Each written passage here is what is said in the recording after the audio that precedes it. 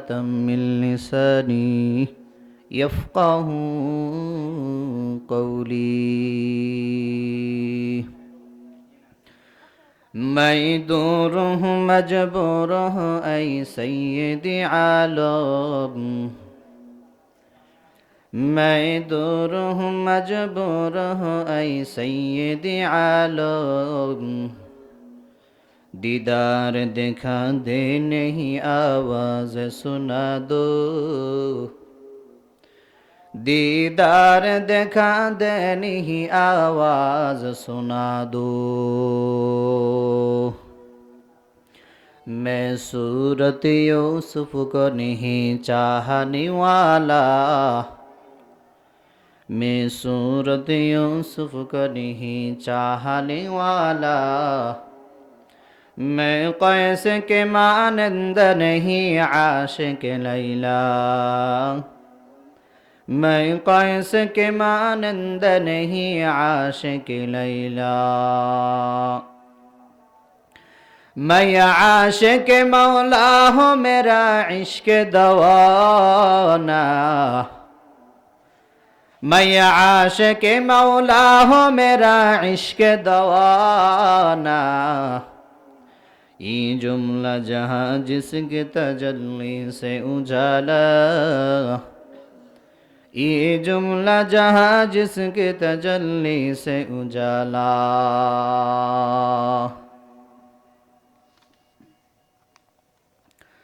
अल्हम्दुलिल्लाह नहायत काबिल एहतराम पश्चिम खानपुर মেহেরুন্নেসা মিফতাহুল উলুম হাফিজিয়া মাদ্রাসা ও এলাকাবাসীর যৌথ উদ্যোগে আয়োজিত আজ 3 জানুয়ারি রোজ শনিবার আজকের তাফসিরুল কোরআন মাহফিলের সম্মানিত সভাপতি বিশেষ অতিথিবৃন্দ বহুদূর দূরান্ত থেকে আগত আল্লাহ পাকের আশিকিন জাকিরিন শাকিরিন মুহিব্বিন মুরব্বিয়ানে আজম সমবয়সী যুবক বন্ধুগণ স্নেহের ছোট ভাই মাইকের আওয়াজ যতদূর পর্যন্ত যায় মাইকের আওয়াজ শ্রবণরতা পর্দার আড়ালে সম্মানিতা মা ও বোন দয়াময় রব্বুল আলামিনের দরবারে অসংখ্য অগণিত লাখ ও কোটি শুকর ও সুজুদ যে মহান মনিব আমাদের হায়াতে বরকত দিয়ে শরীর সুস্থ রেখে এমন একটি বাগানে এমন একটি পরিবেশে জান্নাতি বাগানে জান্নাতি পরিবেশে আমাকে আপনাকে দুনিয়ার সমস্ত খারাপ কাজ থেকে ফাহিশা মন্দ কাজগুলা থেকে বিরত রেখে এমন একটি পরিবেশে আসার বসার ধৈর্য সহকারে কিছু কথা আমাকে বলার আপনাদেরকে ধৈর্য সহকারে শ্রবণ করার যিনি তৌফিক দিয়েছেন এজন্য সে মালিককে খুশি করার লক্ষ্যে জবান খুলে উচ্চ আওয়াজে হৃদয়ের সবটুকুন আবেগ ভালোবাসা অনুভূতিকে উজাড় করে দিয়ে একবার অন্তরস্থল থেকে কালিমাত শুকর পাঠ করছি সকলে বলি আলহামদুলিল্লাহ মোহতারাম হাজিরিন আজকে এমন একটি জান্নাতি বাগানে আমরা আসতে পেরে বসতে পেরে খুশি না বেজার আল্লাহ আজকের এই মাহফিলকে তুমি কবুল ও মঞ্জুর করেন বলেন আমিন আমি আজকে এই এলাকার মসজিদের ইমাম খতিব হিসাবে একটা আবদার রাখব দূরের মানুষের কথা বাদ দিলাম যারা এই এলাকার মধ্যে আছেন এই সমাজের আছেন অন্তত মাহফিলের সম্মান রক্ষার্থে ওলামায়ের ইজ্জত সম্মান রক্ষার্থে আজকের জন্য আজকের এই সময়টাকে কোরবানি করে মাহফিলে এসে সময় দেওয়ার জন্য সকলের প্রতি আমি বিনীত অনুরোধ করছি প্রিয় উপস্থিতি আমরা এই দুনিয়াতে এসেছি আল্লাহ আমাদেরকে পাঠাইছেন আমরা আসতে চাই নাই আল্লাহ পাঠাইছেন আমরা কি আসতে চেয়েছি না আমাদেরকে আল্লাহ পাঠাইছেন আমরা আসতে চাই নাই যেহেতু আল্লাহ পাঠাইছেন এই দুনিয়াতে আমরা এসেছি এই দুনিয়াতে আসার পর এখন আমাদের কাজ কি শুধু খাওয়ান আর ঘুমানোর এছাড়াও আর কিছু আছে যা এই দুনিয়াতে শুধু আমরা আল্লাহ পাঠাই দিছে খাবো আর ঘুমাবো আর কোনো টেনশন নাই চিন্তা নাই না তো আল্লাহ কেন পাঠিয়েছেন তার গোলামি করার জন্য, তার দাসত্ব করার জন্য, ইবাদত করার জন্য। আল্লাহ তাআলা কুরআনুল কারীমের মধ্যে বলেন, ওয়ামা খালাকতুল জিন্না ওয়াল ইনসা ইল্লা লিয়াবুদুন। আল্লাহ তাআলা বলেন, আমি জিন এবং ইনসানকে একমাত্র, শুধুমাত্র, কেবলমাত্র আমি আল্লাহ পাকের দাসত্ব গোলামি করার জন্যই সৃষ্টি করেছি। সুবহানাল্লাহ। প্রিয় উপস্থিতি আমার, এই দুনিয়াতে আমরা এখন আছি, এমন একটা সময় আসবে আমরা থাকবো না। এক এক করে এই দুনিয়া একেবারে শেষ সময় উপনীত যখন হয়ে যাবে, এই দুনিয়া আর থাকবে না, সব শেষ হয়ে যাবে। আমরা দুনিয়াতে এসেছি, আল্লাহ আমাদেরকে দুনিয়াতে ফাটাইয়া দিয়েছেন। আমাদের একটা মেয়াদকাল আছে না নাই, যে দুনিয়াতে আমরা কতদিন থাকব, কতদিন বাঁচব, এই একটা সময়সীমা আমাদের আছে না নাই? এটা আল্লাহ দিয়ে ফাটাই দিছেন। মানুষ দুনিয়াতে আসার আগে 500 বছর আগে তার রিজিক নির্ধারণ করে দিয়েছেন আল্লাহ, এবং মরণ কখন কোন সময় কোথায় হবে এটা নির্ধারণ হয়ে আছে। যথা সময় যখন আমার আপনার সময় উপস্থিত হয়ে যাবে, আর এই দুনিয়াতে কেউ থাকার মতো কোনো সেই সুযোগ হবে না। আল্লাহ তাআলা কুরআনুল কারীমের মধ্যে সেই কথাই বলেন, ফাইযা জাআ আজালুহুম লা ইস্তাখিরুনা সাআতান ওয়া লা ইস্তাকদিমুন। যথাসময়ে মালাকুল মাউত আমার আপনার প্রাণ হরণ করে নিয়ে যাবে। এক মুহূর্ত বিলম্ব করবে না, এক মুহূর্ত আগপিছ করবে না। যথাসময়ে আমার আপনার রূহ সে হরণ করে নিয়ে যাবে। কথা হলো, হায়াত যখন শেষ, লোকটা সুস্থ হোক আর অসুস্থ হোক, যুবক হোক আর বৃদ্ধ হোক, হায়াত যখন শেষ হয়ে যাবে, এক মুহূর্ত এই দুনিয়াতে আর কেউ অবস্থান করতে পারবে না। আমাদের অঞ্চলগুলোতে যখন কোনো মানুষ মারা যায়, মাইকের মধ্যে তার মৃত্যুর খবর প্রচার করা হয়। লোকটা যদি একটু প্রসিদ্ধ হয়, অনেক সময় সিএনজিতে, রিকশায় মাইক লাগাইয়া গ্রামে গ্রামে তার মৃত্যুর খবর প্রচার করা হয়। মৃত্যুর খবর প্রচার করার সময় সাধারণত শব্দগুলো এই রকম বলে, অমুক গ্রামের অমুক, নামটা বলার পরে বলে, অমুকের ছেলে অমুক, অমুক গ্রামের আব্দুর রহিম আব্দুল করিম আজ বিকেল 4 ঘটিকার সময় ইন্তেকাল করিয়াছেন। আগামী দিন সকাল 9টায় অমুক জায়গায় তার জানাজা অনুষ্ঠিত হবে। এইরকমভাবে মাইকের মধ্যে তার মৃত্যুর খবর প্রচার করা হয়। মৃত্যুর খবর প্রচার করার সময় একটা শব্দ বলে, অমুকে ইন্তেকাল করিয়াছে। ইন্তেকাল এটা আরবি শব্দ। ইন্তেকাল শব্দের অর্থ হলো স্থানান্তরিত হওয়া, চূড়ান্তভাবে শেষ হয়ে যাওয়া নয়। তার মানে আমরা বলি আব্দুর রহিম ইন্তেকাল করিয়াছে, মানে আব্দুর রহিম এক জায়গা থেকে আর এক জায়গায় গিয়েছে।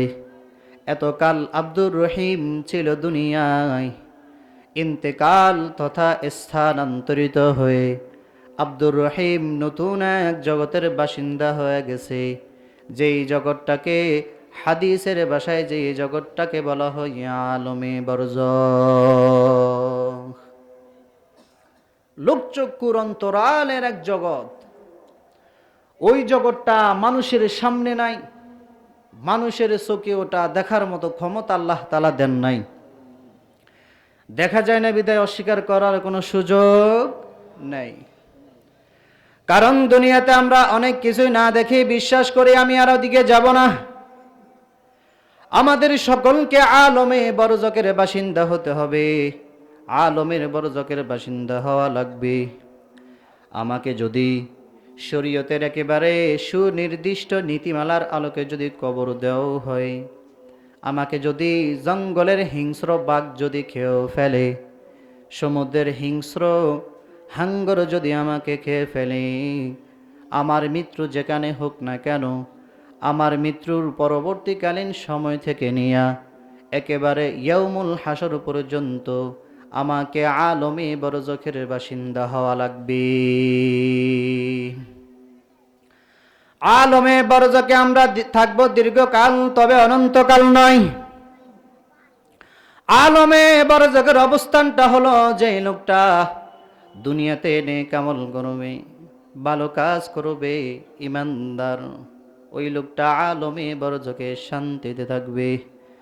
আর যে লোকটা দুনিয়াতে মন্দ কাজ করবে, গুনার কাজ করবে, বেঈমান, ওই লোকটা আলমে বরজকে কষ্টে থাকবে। এজন্য হাদিসের মধ্যে রাসূলুল্লাহ সাল্লাল্লাহু আলাইহি ওয়াসাল্লাম জানায়া দেন, কবরের আযাব হলো সত্য। এক হাদিসের মধ্যে নবীজি বলেন, কারো কবর হয়ে যায় জান্নাতের বাগান, আর কারো কবর হয়ে যায় জাহান্নামের গর্ত। কারো কবর হয়তো জান্নাতি নাজ নেয়ামত ভোগ করে অথবা শাস্তি ভোগ করে, তবে আলমে বরজখের শান্তি আর শাস্তির অবস্থাটা কেমন? যার কবর আলমে বরজখ, তথা যার কবর আলমে বরজখে জান্নাতি পরশে থাকবে। হাদিসের মধ্যে রাসূলুল্লাহ সাল্লাল্লাহু আলাইহি ওয়াসাল্লাম জানায়া দেন, কবরের মধ্যে যখন 3 প্রশ্ন করা হবে, মার রব্বুকা, তোমার রবকে, ওয়া মা দীনুক, তোমার দিন কি। তৃতীয় প্রশ্নের 2টা বর্ণনা পাওয়া যায়। জিজ্ঞাসা করা হবে নবীজিকে দেখায়া, মা হাজার রাজুলুল্লাযী বুইসা ফীকুম, এই ব্যক্তিকে যাকে তোমাদের কাছে প্রেরণ করা হয়েছিল। কোন কোন বর্ণনার মধ্যে আসছে জিজ্ঞাসা করা হবে, ওয়া মান নাবিয়ুক, তোমার নবীকে। এই 3 প্রশ্নের জবাব যে আল্লাহর বান্দা দিতে পারবে, সে তো পরীক্ষায় পাস। আল্লাহ তাআলার পক্ষ থেকে ঘোষণা আসবে, সাদাকা আবদি, সাদাকা আবদি, ফাফরিশুহু মিনাল জান্নাহ ওয়ালবিসুহু মিনাল জান্নাহ ওয়াফতাহু লাহু বাবান ইলাল জান্নাহ। এই 3 প্রশ্নের জবাব যে আল্লাহর বান্দা দিতে পারবে, সে তো পরীক্ষায় পাস। আল্লাহ তাআলার পক্ষ থেকে ঘোষণা আসবে, আমার বান্দা সত্য বলতেছে, সত্য বলতেছে। তার কবরের মধ্যে জান্নাতের বিছানায় না বিছায়া দাও, তাকে জান্নাতের পোশাক এনে পরাইয়া দাও, তার কবরের সাথে জান্নাতের সাথে একটা দরওয়াজা খুলে দাও। হাদিসের মধ্যে আসছে, তার কবরকে এত প্রশস্ত করে দেওয়া হবে, এত বিস্তৃত করে দেওয়া হবে, তার দৃষ্টিসীমা যত দূরে যায়। আরেক বর্ণনার মধ্যে আসছে, এই 3 প্রশ্ন দেওয়ার পর ফেরেশতারা বলবে, তুমি ঘুমাও নতুন দুলা যেমন করে ঘুমায়। এই নাজ নেয়ামত পাইয়া ও মনে করবে এটাই মনে হয় জান্নাত। সে মনে করবে কি, বলে এটাই জান্নাত, কারণ এর চাইতে শান্তির আর কোনো কিছুই হতে পারে না। ফেরেশতারা তখন তাকে জানাবে, তুমি যা ভাবতেছ তা নয়, এটা জান্নাত নয়, বরং জান্নাতের তুলনায় তোমাকে যেই নেয়ামত দেওয়া হয়েছে, যে শান্তি দেওয়া হয়েছে, এটা তো জান্নাতের তুলনায় কোনো কিছুই না। বরং আল্লাহ তাআলা এর চাইতে কল্পনাতীত নেয়ামত তোমার জন্য জান্নাতে প্রস্তুত করে রাখছেন, যেটা হাসরের দিন কিয়ামতের পরে তোমাকে দেওয়া হবে। তখন ওই আল্লাহ তাআলার বান্দা আল্লাহর কাছে দরখাস্ত করবে, বলবে, আল্লাহ যথা দ্রুত সম্ভব আপনি কিয়ামত কায়েম করেন, আমি আমার জন্য নির্ধারিত চূড়ান্ত স্থানে অবস্থান করতে চাই। এই 3 প্রশ্ন আমাদের সকলের জানা আছে না নাই? কার কার আছে হাত উঁচা করুন তো। শুনেন, যেই প্রশ্ন আগে ফাঁস হয়, ওই প্রশ্নের জবাব জাগা মতো দিতে খুব কঠিন হবে। প্রশ্ন চিন্তা তো সহজ। অনেক ছাত্র চিন্তা করে দুনিয়াতে এত লেখাপড়ে কি করে কি লাভ, পরীক্ষার দিন কিছু নকল লেখা দিলেই তো পাস। এই প্রশ্নগুলোর উত্তর মুখস্থের সাথে নয়, এই প্রশ্নগুলোর উত্তর তারা দিতে পারবে যারা এই প্রশ্নগুলার আলোকে দুনিয়াতে আমল করবে। যে আর যাকে ওই 3 প্রশ্ন করা হবে জবাব দিতে পারবে না, আল্লাহ তাআলার পক্ষ থেকে ঘোষণা আসবে, কাযাবা আবদি কাযাবা আবদি ফাফরিশুহু মিনান নার ওয়ালবিসুহু মিনান নার ওয়াফতাহু লাহু বাবান ইলান নার। আর যে বান্দায় 3 প্রশ্নের জবাব দিতে পারবে না, আল্লাহ তাআলার পক্ষ থেকে ঘোষণা আসবে, আমার এই বান্দা মিথ্যা বলেছে, তার কবরের মধ্যে জাহান্নামের আগুন এনে, আগুনের বিছানা এনে তার কবরের মধ্যে বিছায়া দাও, তাকে জাহান্নামের পোশাক এনে পরাইয়া দাও, তার কবরের সাথে জাহান্নামের সাথে একটা দরওয়াজা খুলে দাও। নবীজি বলেন, তার কবরকে এত সংকীর্ণ করে দেওয়া হবে, দুই পাশের মাটি এমন জোরে চাপ মারবে, এক পাজরের হাড় অপর পাজরের মধ্যে ঢুকে যাবে। হাদিসে আরো কবরের বিভিন্ন শাস্তির কথা আসছে, আমি আর ওদিকে যাব না। কবরের মধ্যে শাস্তি যখন সে পাবে, সে মনে করবে এটাই মনে হয় জাহান্নাম, কারণ এর চাইতে আর কষ্টের কোনো কিছুই হতে পারে না।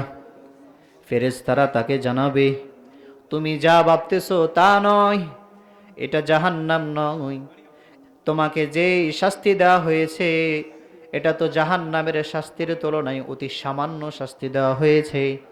তুমি অপেক্ষা করো, যেখানে তোমার অনন্তকালের আবাসস্থান হবে, অনন্তকালের বাসস্থান হবে। আল্লাহ তাআলা এর চাইতে কঠিন কঠোর কল্পনাতীত শাস্তি আল্লাহ তোমার জন্য জাহান্নামে প্রস্তুত করে রাখছেন। মানুষের একটা খাসলাত আছে, অভ্যাস আছে। মনে করেন আমি এখন একটা কষ্টে আছি, যখন আমার সামনে এর চাইতে বড় কোনো কষ্ট চলে আসে, দেখবেন পিছনের কষ্টের কথা আর মনে থাকে না। ও যখন শুনবে জাহান্নামে এর চাইতে কঠিন কঠোর শাস্তি আছে, এই ভয়ে ও তখন আল্লাহর কাছে বলবে, আল্লাহ তুমি কখনোই কিয়ামত কায়েম করিয়েন না। কারণ সে জানবে যে এর চাইতে কঠিন শাস্তি আছে, এই ভয়ে ও বলবে, আল্লাহ কিয়ামত তুমি কায়েম করিয়েন না। আলমে বারজাক কারো জন্য হবে শান্তির জায়গা, কারো জন্য হবে কষ্টের জায়গা। আলমে বারজাকে আমরা থাকবো দীর্ঘকাল।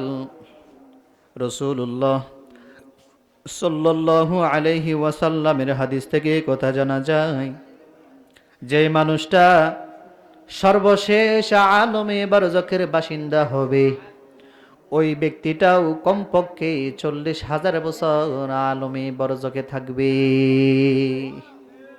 কয় হাজার বছর? 40,000 বছর। একটা সময় আলমের বারজাকের অবস্থান শেষ হবে। আল্লাহ তাআলা কুরআনুল কারীমের মধ্যে জানায়া দেন, ওয়ানুফিখা ফিস-সূরি ফাসাইকা মান ফিস-সামাওয়াতি ওয়া মান ফিল আরদ ইল্লা মান শাআল্লাহ সুম্মা নুফিখা ফীহি উখরা فَإِذَا هُمْ قِيَامٌ يَنظُرُونَ। আল্লাহ রাব্বুল আলামিন বলেন, وَنُفِخَ فِي الصُّورِ فَصَعِقَ مَنْ فِي السَّمَاوَاتِ وَمَنْ فِي الْأَرْضِ إِلَّا مَنْ شَاءَ اللَّهُ। প্রথমবার সিংহায় ফুৎকার দেওয়ার পর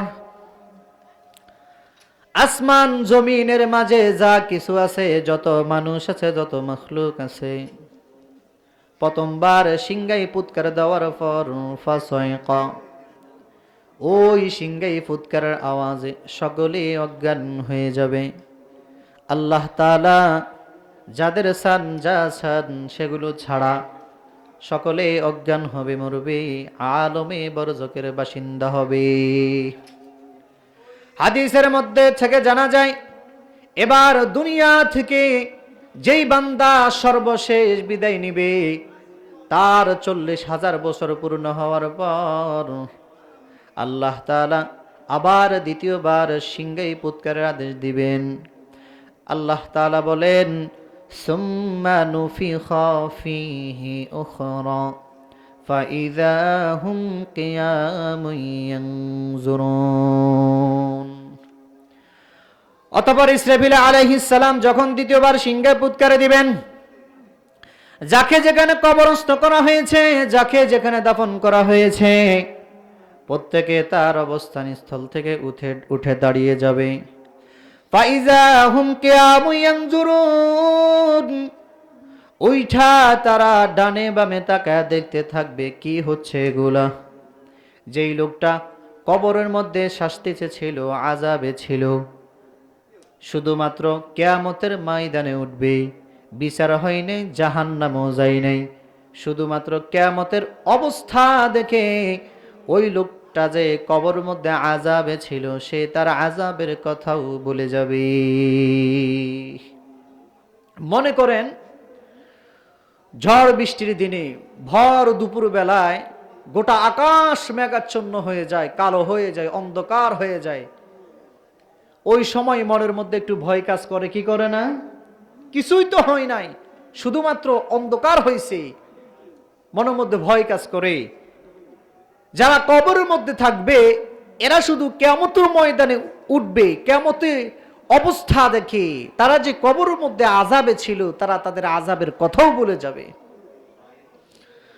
কোরআনুল কারীমের মধ্যে আল্লাহ তাআলা বলেন, ক্বালু ইয়া ওয়াইলানা মান বা'আসানা মিন মারকাদিনা হাযা মা ওয়া'আদার রাহমানু ওয়া সাদাকাল মুরসালুন। তারা বলবে, ইয়া ওয়াইলানা মান বা'আসানা মিন মারকাদিনা, হাই দুর্ভোগ, কে আমাদেরকে আমাদের অবস্থান স্থল থেকে জাগায়া দিল। মনে করেন কাকে জাগানো যায়? যে ঘুমা থাকে তাকে। তারা মনে করবে কবরের মধ্যে ঘুমায়া ছিল। তাদের এই কথার জবাবে মুফাসসির এই দিবসের ওয়াদা করেছেন আল্লাহ, আর এই দিবসের সত্যায়ন করেছেন রাসূলগণ। অসাদাকাল মুরসালুন, নবী রাসূল তাদের উম্মতের কাছে দাওয়াত দিয়েছে যে গুনাহ ছাড়ো, ঈমান আনো, নেক আমল করো, পরকালে আল্লাহর হিসাবের কাঠগড়ায় দাঁড়াতে হবে, হিসাব নিকাশ হবে, তুমি জান্নাতের মধ্যে যাইতে পারবা। ওই দিনের অবস্থা কেমন হবে আমি বুঝানোর জন্য বলি। আয়েশা রাদিয়াল্লাহু তাআলা আনহা থেকে বর্ণিত হাদিস, রাসূলুল্লাহ সাল্লাল্লাহু আলাইহি ওয়াসাল্লাম বলেন, কিয়ামতের মাঠে সবাই বিবস্ত্র অবস্থায় উঠবে, কারো গায়ে কোনো পোশাক থাকবে না। আম্মা জান আয়েশা বললেন, ইয়া রাসূলুল্লাহ, একজন আরেকজনের দিকে কি তাকাবে না? রাসূলুল্লাহ সাল্লাল্লাহু আলাইহি ওয়াসাল্লাম বললেন, আয়েশা, কিয়ামতের ময়দানে মানুষ এত ভয়ের মধ্যে থাকবে, এত ভীত সন্ত্রস্ত থাকবে, একজন আরেকজনের দিকে তাকানোর বিষয়টাও ভুলে যাবে। কিয়ামতের ময়দানে মানুষ এত ভয়ের মধ্যে থাকবে যে একজন আরেকজনের দিকে তাকানোর কথাও ভুলে যাবে, চিন্তাও করবে না। কিয়ামতের ময়দানে অনেকগুলো অবস্থা হবে, যে অবস্থাগুলোর মধ্যে মানুষ চিন্তিত, ভীত থাকবে, ভীত সন্ত্রস্ত থাকবে, ভয়ের মধ্যে থাকবে।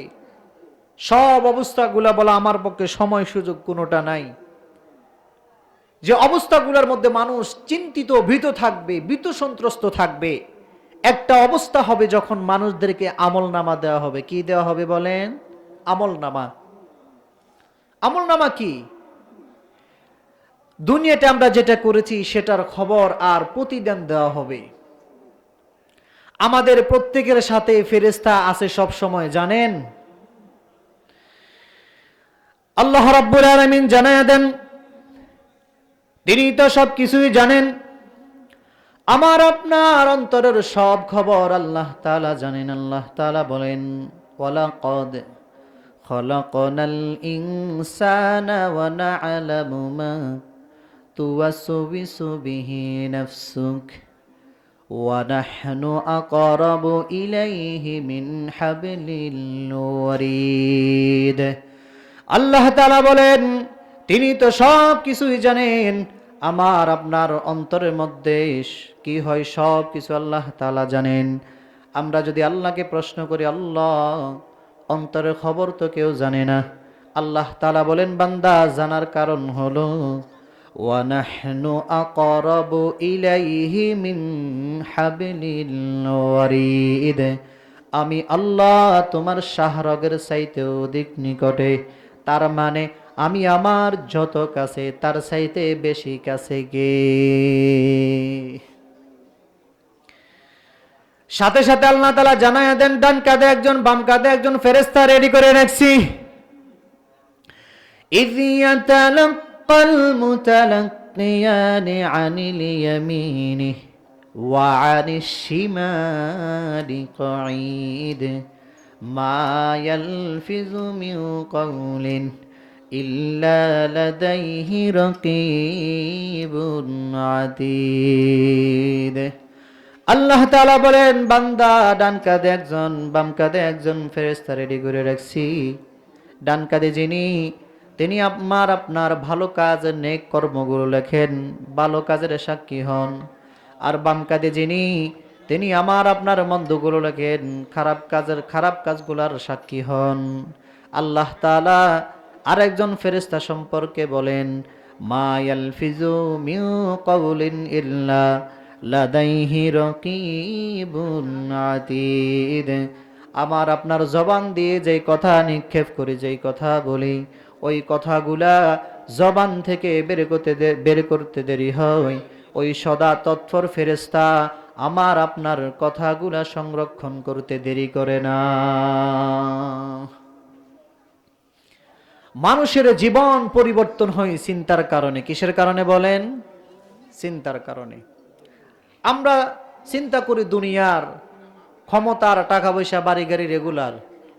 আমরা যদি চিন্তা করতাম আমাদের সাথে ফেরেশতা সব সময় আছে, ফেরেশতা আমাদের কর্মগুলো লিখতেছে, দেখতেছে, এই কর্মগুলার সাক্ষী হচ্ছে, আল্লাহ দেখতেছে, এইগুলা যদি আমরা চিন্তা করতাম তাহলে আমার জীবনে এত ওয়াজ লাগতো না। আশা করা যায় জীবন পরিবর্তন হয়ে যেত, ঠিক কিনা? প্রিয় উপস্থিতি, আমার আপনার জীবনের কর্মগুলো আল্লাহ তাআলা ফাইল আকারে রেডি করে রাখছেন। কি আকারে? ফাইল আকারে। আগে দুনিয়ার মধ্যে তথ্য লিখে রাখার জন্য কলমের প্রয়োজন হতো, খাতার প্রয়োজন হতো। ফাইলের পর ফাইল জমা হয়ে যাইত, অনেকগুলা জায়গার দরকার হতো।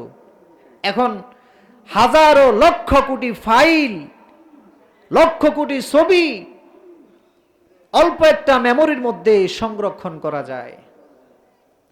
আল্লাহ তাআলাও আমার আপনার জীবনের যতগুলা কর্ম আছে সবগুলাকে আল্লাহ তাআলা ফাইল আকারে রেডি করে রাখছেন। এটা আল্লাহ তাআলা আমাদেরকে দিবেন। যখন এই ফাইল আমাদেরকে পৌঁছাবে, আমাদেরকে দিবে, ওই ঘোষণা যখন হবে, ওই সময় মানুষ চিন্তিত, ভীতু থাকবে, ভয়ে সন্ত্রস্ত থাকবে। হাইরে, না জানে কি হয়, যদি আমার আমলনামা ডান হাতে এসে যায় তাহলে তো আমি বাইচা গেলাম, আর আমার আমলনামা যদি বাম হাতে আসে তাহলে তো আমি শেষ হয়ে গেলাম। এটা চিন্তার মধ্যে থাকবে মানুষ। আল্লাহ রাব্বুল আলামিন আমলনামাগুলা ছেড়ে দিবেন। যার যার আমলনামা তার কাছে পৌঁছায়া যাবে। একদল আমলনামা পাবে ডান হাতি, আর একদল আমলনামা পাবে বাম হাতি। আমলনামা যারা ডান হাতে পাবে তাদের অভিব্যক্তি আনন্দ কেমন হবে। আল্লাহ তাআলা কোরআনুল কারীমের 29 নম্বর পারার সূরাতুল হাক্কর মধ্যে আল্লাহ তাআলা বলেন, ফাআম্মা মান উতিয়া কিতাবাহু বিয়ামিনিহি ফায়াকুলু হাউম ইকরাউ কিতাবিয়াহ ইন্নী যানানতু আন্নী মুলাকিন হিসাবিয়াহ। যারা আমলনামা ডান হাতে পাবে তারা আনন্দিত হয়ে যাবে, আনন্দিত হয়ে লোকদেরকে বলবে, ফায়াকুলু হাউম ইকরাউ কিতাবিয়াহ, এই যে আমার আমলনামা, তোমরা পড়ো আমার আমলনামা, পড়ে পড়ে দেখো আমি কি প্রতিদান পেয়েছি, কি আমি আমল করেছি, দেখো পড়ে পড়ে দেখো। আমলনামা পড়ার সাথে সাথে আমলনামা সে ডান হাতে পাওয়ার কারণটাও জানায় দিবে। সে বলবে, ইন্নী যানানতু আন্নী মুলাকিন হিসাবিয়া। সে বলবে, আমি এই বিষয়ে ধারণা পোষণ করতাম যে আমাকে আমার কর্মের হিসাব আল্লাহর কাছে দিতে হবে, আল্লাহর কাছে আমার কর্মের জন্য হিসাব দিতে হবে। এই জন্য দুনিয়াতে আমি এই উপরে বিশ্বাস ধারণা পোষণ করতাম আমার আমলের জন্য আল্লাহর কাছে হিসাব দিতে হবে। এই জন্য দুনিয়ার মধ্যে গুনাহ থেকে বাঁচতাম, নেক আমল করতাম, যার কারণে আল্লাহ তাআলা আজকে আমাকে আমার আমলনামা ডান হাতের মধ্যে দিয়ে দিছেন। তাহলে যারা আমলনামা ডান হাতে পাবে কিসের কারণে পাবে? দুনিয়াতে ভালো কাজ করত আর কি করত? হ্যাঁ, গুনাহ থেকে বাঁচত আর নেক আমল ভালো কাজগুলো করত। এই জন্য আমলনামা ডান হাতে পেয়েছে।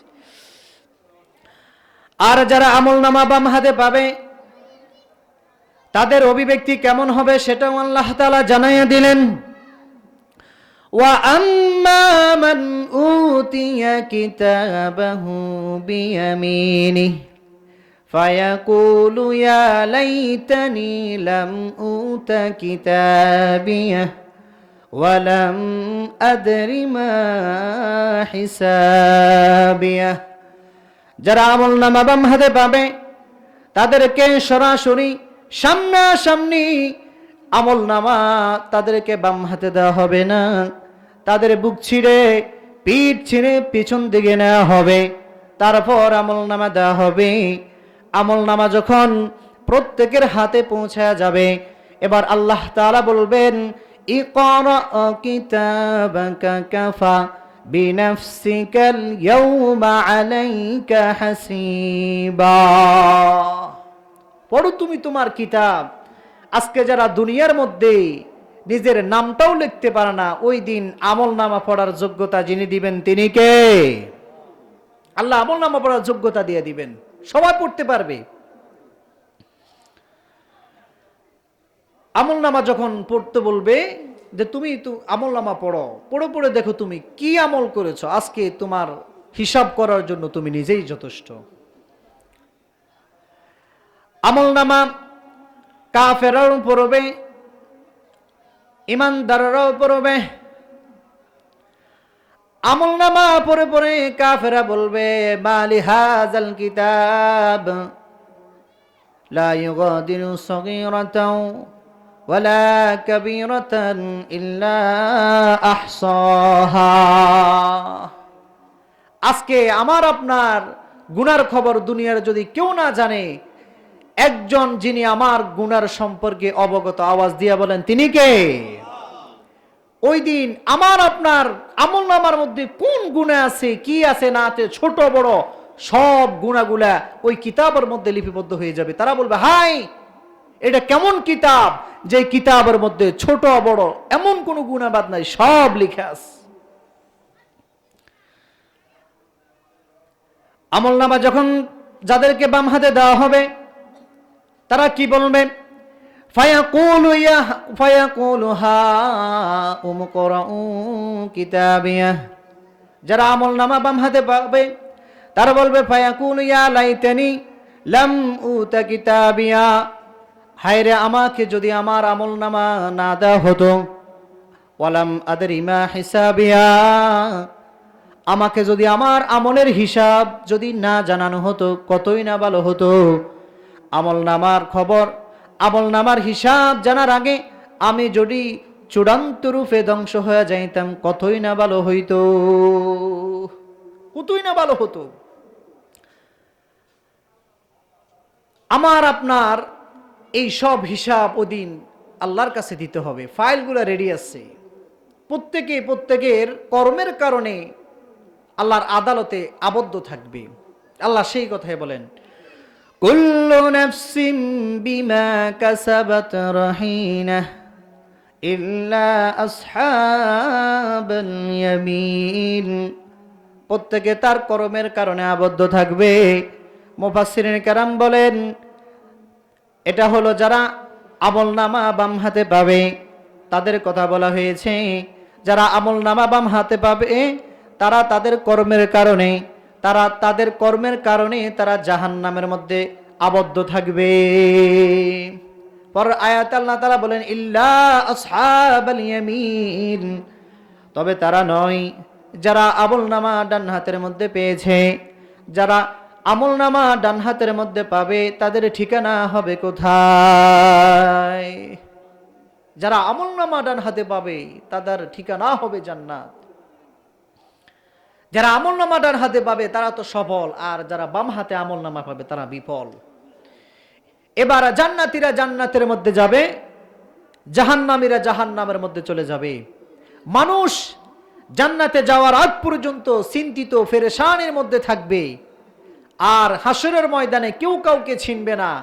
জান্নাতে গিয়া তারা তাদের পরিচিত লোকদেরকে খুঁজতে থাকবে। আল্লাহ তাআলা ইবনে কাসিরের মধ্যে আসছে আল্লাহ তাআলা জান্নাতি এবং জাহান্নামীদের মধ্যে দেখা এবং কথা বলার ব্যবস্থা করে দিবেন। জান্নাতীরা জাহান্নামীদেরকে দেখতে পারবে। ও যখন দেখবে ওর লগের বন্ধু জাহান্নামে, ও তখন আল্লাহর কাছে দোয়া করবে, আল্লাহ আমার ওই বন্ধুর মতো আজকে আমাকে জাহান্নামের মধ্যে যাইতে হয় নাই। তো ওই বন্ধুকে প্রশ্ন করবে, বন্ধু তুই কোন অপরাধে কোন গুনায় আজকে তুই জাহান্নামের অধিবাসী হয়ে গেছ? কারণটা কি? কোন গুনাই তোকে জাহান্নামের বাসী বানাইলো? এবার জাহান্নামীরা জাহান্নামে যাওয়ার 4টি কারণ জানায় দিবে। কয়টি কারণ? 4টি কারণ বলবে। জান্নাতীরা জাহান্নামীদেরকে প্রশ্ন করবে, মা সালাকাকুম ফি সাকার, হে বন্ধু কোন অপরাধে কোন গুনায় আজকে তোকে জাহান্নামের অধিবাসী বানায় ফেললো? এবার জাহান্নামীরা জবাব দিবে, লাম নাকু মিনাল মুসাল্লিন। জান্নাতীরা বলবে, ও বন্ধু কোন গুনায় কোন অপরাধে তোকে জাহান্নামে নিল? তো জাহান্নামীরা বলবে, লাম নাকু মিনাল মুসাল্লিন, আমরা মুসল্লি ছিলাম না, নামাজে ছিলাম না। মুসল্লি কাকে কয়? যে 1 ওয়াক্ত 2 ওয়াক্ত নামাজ পড়ে তাকে মুসল্লি বলে না, যে 5 ওয়াক্ত নামাজ পড়ে তাকে মুসল্লি বলে। তাহলে জাহান্নামীরা কি বলবে? যে আমরা মুসল্লি ছিলাম না। রাসূলুল্লাহ সাল্লাল্লাহু আলাইহি ওয়াসাল্লাম জানায়া দেন, আউয়ালু মা ইউহাসাবু বিহিল আবদু ইয়াউমাল কিয়ামাতিস সালাহ, কিয়ামতের দিন সর্বপ্রথম নামাজের হিসাব হবে। এর দ্বারা বোঝা যায় যারা নামাজ পড়ে এরা জান্নাতি, আর যারা বেনামাজি এরা হলো জাহান্নামী। আমরা জান্নাতি হব না জাহান্নামী হব? আমরা প্রত্যেকে জান্নাতি হতে চাই। তাহলে আমাদের প্রত্যেকের নামাজ পড়ার দরকার আছে না নাই? নামাজ এটা তো অন্যতম একটা ফরজ ইবাদত। ইসলামের মধ্যে 2য় নাম্বার হলো নামাজ। এই নামাজটাকে আমরা অবহেলা করে কাটায়া দিই, কিন্তু এই নামাজের প্রতি গুরুত্ব থাকা প্রত্যেক মুসলমানের অপরিহার্য কর্তব্য। এই নামাজ এত দামি সম্পদ, হেলায় দুলায় এই নামাজকে কাটা দিলে চলবে না, সময় নষ্ট করলে হবে না। এই নামাজ সময় মতো আমাদেরকে পড়তে হবে। ফজর পড়লে জোহর পর্যন্ত অপেক্ষা করতে হবে। জোহর পড়া শেষ, আসর পড়া শেষ, মাগরিবের জন্য অপেক্ষা করতে হবে। নবীজি সাল্লাল্লাহু আলাইহি ওয়াসাল্লাম জানায়া দেন, রাজুলুন কলবুহু মুআল্লাকুন ফিল মাসাজিদ, যার অন্তর সব সময় মসজিদের মধ্যে লাগোয়া, আরশের নিচে ওই ব্যক্তিকে আল্লাহ ছায়া দান করবেন। তার মানে আপনি যখন ফজরের নামাজ পড়বেন তো আপনার অন্তরের মধ্যে চিন্তা থাকবে, হায়রে ফজর তো পড়লাম, আমাকে জোহর অবশ্যই পড়তে হবে। ফজরের নামাজ শেষ করার পরে সিনজির ড্রাইভারে সিনজি নিয়ে বের হয়ে যায়।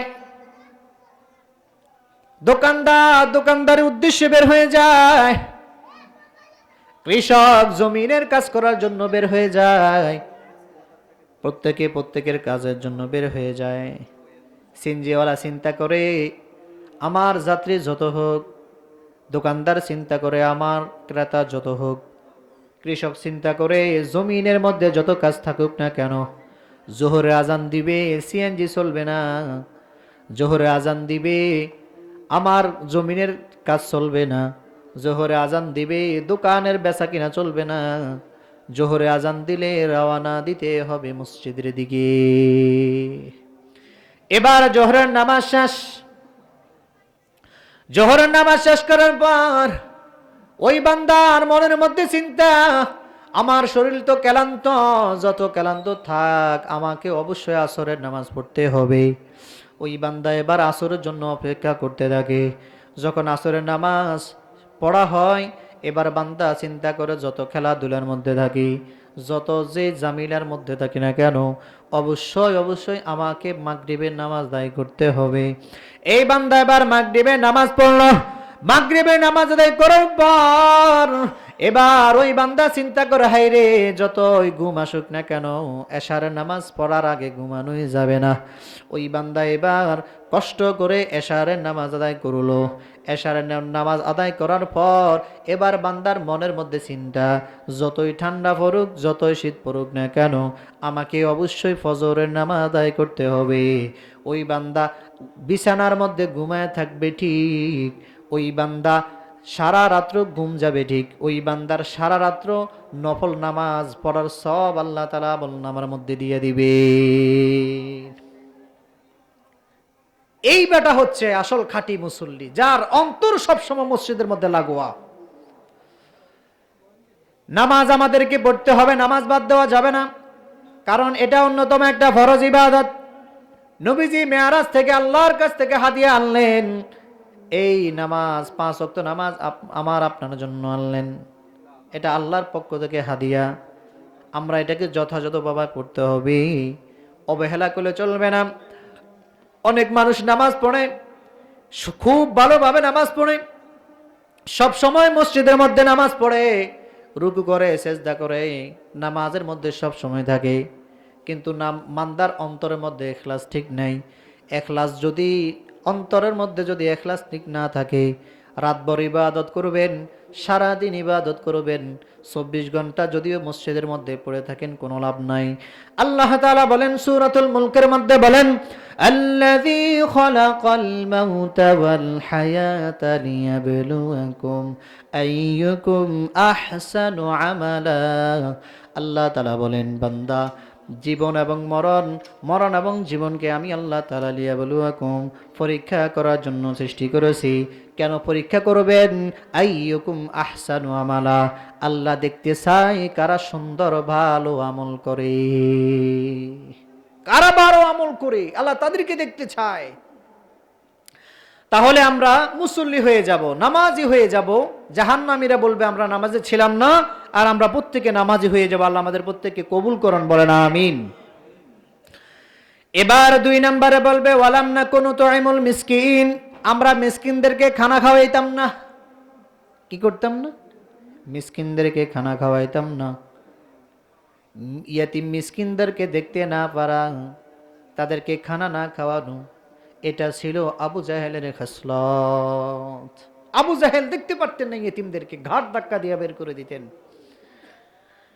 ইয়াতিম মিসকিন এদেরকে আমরা ভালোবাসবো, এদেরকে সাধ্য অনুযায়ী তাদের পরনের জামা কিনে দিব, তাদেরকে খাবারের ব্যবস্থা করে দিব, খানার ব্যবস্থা করব, পরানের ব্যবস্থা করে দিব।